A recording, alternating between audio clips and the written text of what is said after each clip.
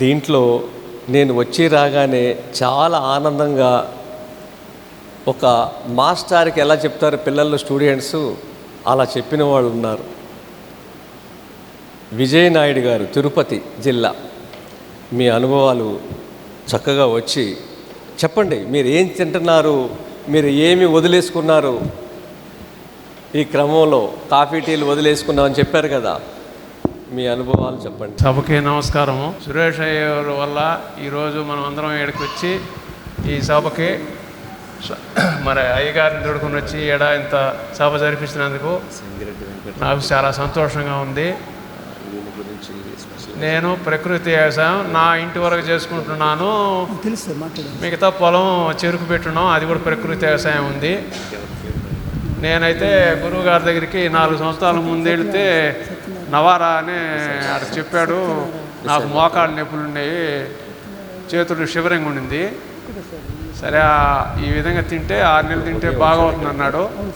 అవి తీసుకుని వచ్చి నేను అది మొలుకొని వాడుతున్నాము.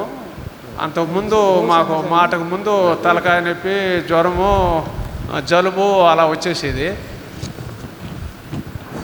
మాకు ముందు మా భార్యకు రాకపోయినా నాకు వస్తే ఆమెకు వచ్చేసేది, ఆమెకి మామూలుగా వచ్చేసేది. ప్రతి 10 రోజులు 20 రోజులకు వచ్చేసేది మాకు. మా పిల్లలకు కూడా అలా మరిగానే ఉండేది అనమాట. జలుబు దగ్గులు వచ్చేసేది. నాకు ఒక సినుకు పడితే చాలు అప్పుడే జలుబు గారేది. ఇలాగా ఉంటే సరే గురువుగారు ఈ విధంగా చెప్పిన తర్వాత ఆ బియ్యం నేను పండించుకున్నాను.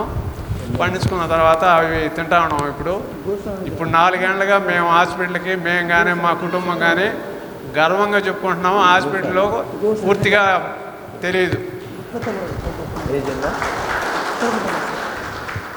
జలుబు దగ్గు జ్వరం కానీ ఏది కానీ ఎవరికి లేదు. మా అల్లుళ్ళకి కానీ, నాకు 2 కూతుళ్ళు, మా అల్లుళ్ళు కానీ మా మనవడికి కానీ, మా మనవడు ఇప్పుడు 10 ఏళ్ళు, వాడికి కూడా ఆడకి జలుబు దగ్గు ఎత్తుకుని హాస్పిటల్ పరిగెత్తేవాళ్ళం. ఈరోజు వాడికి ఏ జబ్బు లేకుండా యాక్టివ్గా బాగున్నాడు. నాకు ఆ ఏళ్ళకి మామూలుగా మోషన్ 3 మాటలు 4 మాటలు అయిపోయేది. ఏ పని చేసుకోలేకపోయేవాడిని. అలాంటిది మహానుభావుడు మీటింగ్ పోయినాను. నాకు ఈ మీటింగ్కి పాలేకర్ మీటింగ్ కూడా చాలా మాట పోయిండాను.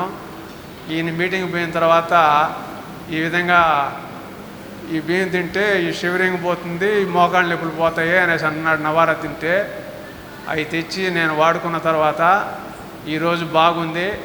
నేను చాలా ఉద్యోగస్తులకు కూడా చాలామందికి సప్లై చేశాను.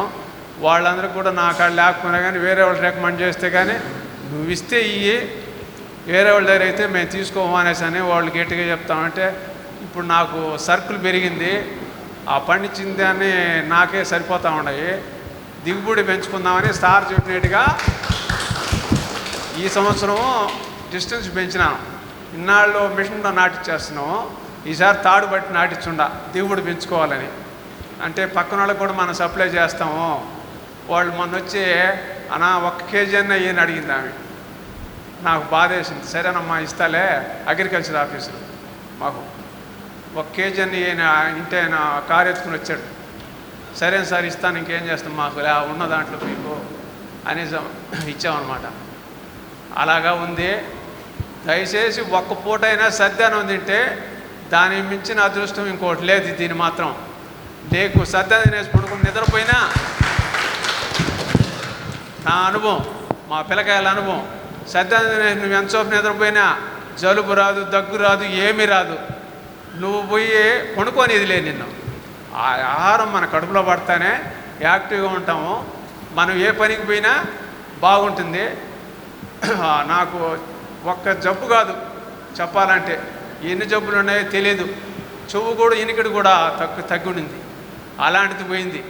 గస ఇంకో మాట్లాడలేను, దగ్గు వచ్చేసేది. ఇలాంటివి ఎన్ని పోయినాయో మహానుభావుడు పుణ్యమో. ఈరోజు చేతులు ఎత్తి నేను ప్రతిరోజు నమస్కరించుకుంటుంటాను. మొన్న బియ్యానికి ఆయన మా పిల్లోడిని హైదరాబాద్ పంపించాను. ఆ రోజు ఆ నుంచి బహురూపి కాలాబట్టి 2 ఒడ్లు తెప్పించుకున్నాను. ఆ రోజు కూడా ఉండాడంటే లేడనేసి అన్నారు. సరే నేను పోవాలని ఆయన కలుసుకోవాలనుకున్నాను, కానీ నేను అంత దూరం పోలేక మా పిల్లని పంపించి తెప్పించుకున్నాను. ఇప్పుడు నాటున్నాను, నేను సార్ చెప్పిన పత్రం నాటున్నాను. అయితే నేను ఒక్కడుగు డిఫరెన్స్ పెట్టి నాటున్నాను. ఎందుకనంటే మన భూమికి ఎట్లా ఉంటుందో ఏమో, సార్ ఏమనంటే 1.5 అడుగు అనేసి అని వీడియోలు అంతా చెప్తున్నాడు. నేను ఒక అడుగే పెట్టి నాటున్నాను. ఇప్పుడు దిగుబడి ఎంత వస్తుందని పెంచుకోవాలనేసి అని నాటున్నాను. అది మా ఫోన్ నెంబర్ 988532878